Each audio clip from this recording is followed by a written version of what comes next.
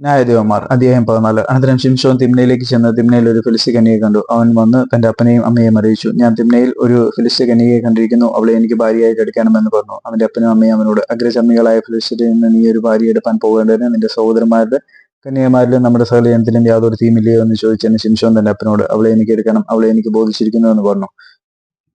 ഇത് യഹോവയാൽ ഉണ്ടായത് എന്ന് അവന്റെ അപ്പനും അമ്മയും അറിഞ്ഞില്ല. അവൻ ഫിലിസ്ത്യരുടെ നേരെ അവസരം അന്വേഷിക്കുകയായിരുന്നു. ആ കാലത്ത് ഫിലിസ്ത്യരായിരുന്നു ഇസ്രായേലിനെ വാണിരുന്നത്. അങ്ങനെ ശിംശോനും അവന്റെ അപ്പനും അമ്മയും തിമ്നയിലേക്ക് പോയി. തിമ്നയ്ക്കരികെയുള്ള മുന്തിരിത്തോട്ടങ്ങളിൽ എത്തിയപ്പോൾ ഒരു ബാലസിംഹം അവന്റെ നേരെ അലറി വന്നു. അപ്പോൾ യഹോവയുടെ ആത്മാവ് അവന്റെ മേൽ വന്നു. കയ്യിലൊന്നും ഇല്ലാതിരിക്കെ അവൻ അതിനെ ഒരാട്ടിൻകുട്ടിയെ പോലെ കീറിക്കളഞ്ഞു. താൻ ചെയ്തത് അപ്പനോടും അമ്മയോടും പറഞ്ഞില്ല. പിന്നെ അവൻ ചെന്ന് ആ സ്ത്രീയോട് സംസാരിച്ചു. അവളെ ശിംശോന് ബോധിച്ചു.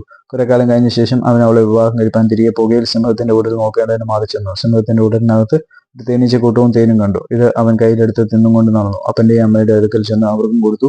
അവരും തിന്നു. എന്നാൽ തേൻ ഒരു സിംഹത്തിന്റെ ഉടലിൽ നിന്ന് എടുത്തു എന്ന് അവൻ അവരോട് പറഞ്ഞില്ല. അങ്ങനെ അവന്റെ അപ്പൻ ആ സ്ത്രീയുടെ വീട്ടിൽ ചെന്നു. ശിംശോൻ അവിടെ ഒരു വിരുന്ന് കഴിച്ചു. യൗവനക്കാർ അങ്ങനെ ചെയ്യുക പതിവായിരുന്നു. അവർ അവനെ കണ്ടപ്പോൾ അവനോടുകൂടി ഇരുപ്പാൻ 30 തോഴന്മാരെ കൊണ്ടുവന്നു. ശിംശോൻ അവരോട്, ഞാൻ നിങ്ങളോട് ഒരു കടം പറയാം. വിരുന്നിന്റെ 7 ദിവസത്തിനകം നിങ്ങൾ അത് വീട്ടിയാൽ ഞാൻ നിങ്ങൾക്ക് 30 ഉള്ളങ്കിയും 30 വിശേഷ വസ്ത്രവും തരാം. വീട്ടുവാൻ നിങ്ങൾ കഴിഞ്ഞില്ലെങ്കിലോ നിങ്ങൾ എനിക്ക് 30 ഉള്ളങ്കിയും 30 വിശേഷ വസ്ത്രവും തരണം എന്ന് പറഞ്ഞു. അവർ അവനോട്, നിന്റെ കടം പറകാൻ ഞങ്ങൾ കേൾക്കട്ടെ എന്ന് പറഞ്ഞു. അവൻ അവരോട്, ഭോക്താവിൽ നിന്ന് ഭോജനവും മല്ലിനയിൽ നിന്ന് മധുരവും പുറപ്പെട്ടു എന്ന് പറഞ്ഞു. എന്നാൽ കടം വീട്ടുവാൻ 3 ദിവസത്തോളം അവർ കഴിഞ്ഞില്ല. 7-ാം ദിവസത്തിൽ അവർ ശിംശോന്റെ ഭാര്യയോട്, ഞങ്ങൾക്ക് പറഞ്ഞു തരുവാൻ തക്കവണ്ണം നിന്റെ ഭർത്താവിനെ വശീകരിക്കുക, അല്ലെങ്കിൽ ഞങ്ങൾ നിന്നെയും നിന്റെ പിതൃവാനത്തെയും തീ വെച്ച് ചുട്ടുകളയും. ഞങ്ങളുടെ വസ്തു കരസ്ഥമാക്കേണ്ടതിനോ നിങ്ങൾ ഞങ്ങളെ വിളിച്ചത് എന്ന് പറഞ്ഞു. ശിംശോന്റെ ഭാര്യ അവന്റെ മുമ്പിൽ കരഞ്ഞു, നീ എന്നെ സ്നേഹിക്കുന്നില്ല, എന്നെ ദ്വേഷിക്കുന്നു. എന്റെ അസ്മാദികളോട് ഒരു കടം പറഞ്ഞിട്ട് എനിക്ക് അത് പറഞ്ഞു തന്നില്ലല്ലോ എന്ന് പറഞ്ഞു.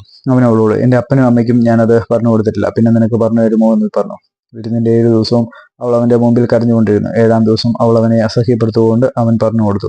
അവൾ തന്റെ അസ്മാദികൾക്കും കടം പറഞ്ഞു കൊടുത്തു. 7-ാം ദിവസം സൂര്യൻ അസ്തമിക്കും മുമ്പ് പണ്ടക്കാർ അവനോട്, തേനിനേക്കാൾ മധുരമുള്ളത് എന്ത്, സിംഹത്തെക്കാൾ ബലമുള്ളത് എന്ത് എന്ന് പറഞ്ഞു. അതിനവൻ അവരോട്, നിങ്ങൾ എന്റെ പശുക്കിടാവിനെ പൂട്ടി ഒഴുതില്ലെങ്കിൽ എന്റെ കടം വീട്ടുകയില്ലായിരുന്നു എന്ന് പറഞ്ഞു.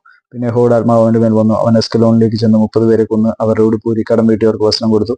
അവന്റെ കോപം ജ്വലിച്ചു. അവൻ തന്റെ അപ്പന്റെ വീട്ടിൽ പോയി. ശിംശോന്റെ ഭാര്യ അവന്റെ കൂട്ടുകാരനായിരുന്ന തോഴിന് ഭാര്യയായി തീർന്നു.